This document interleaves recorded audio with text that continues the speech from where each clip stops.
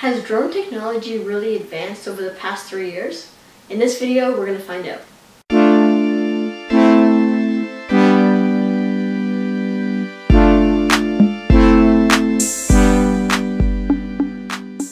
What's the difference between this drone and this drone?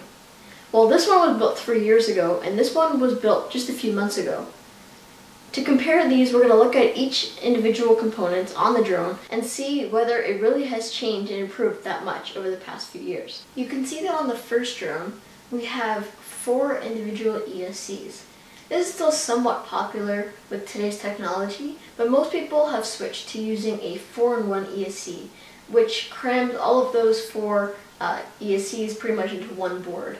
And it makes it a lot easier to build your drone that way. So a lot of people have switched to it, but there are still some people who prefer to have individual ESCs. One of the biggest evolutions between 3 years ago drones and drones today is that the flight controllers have dramatically improved.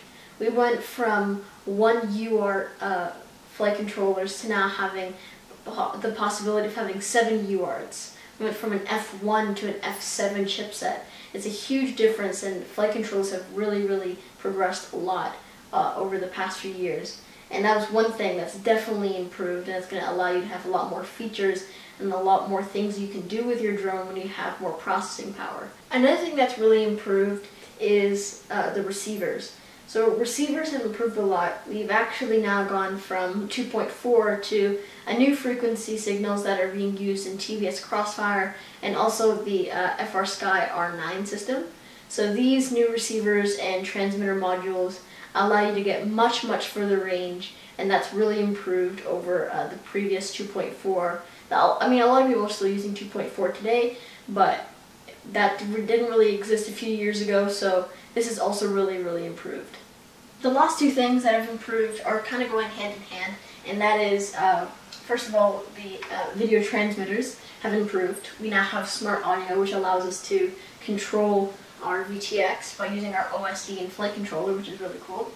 And we also have the ability to have better performing cameras and VTXs together, like the new DJI systems, which use digital FPV. And that allows you to get a digital signal instead of the usual analog signal that we normally get with our drones. So that's really improved, where 3 years ago digital didn't even exist. No one thought digital was really possible, and that was far ahead in the future, and well, it ended up happening, which is really exciting. Digital FPV is really the future, and I think this is a great new addition to the hobby.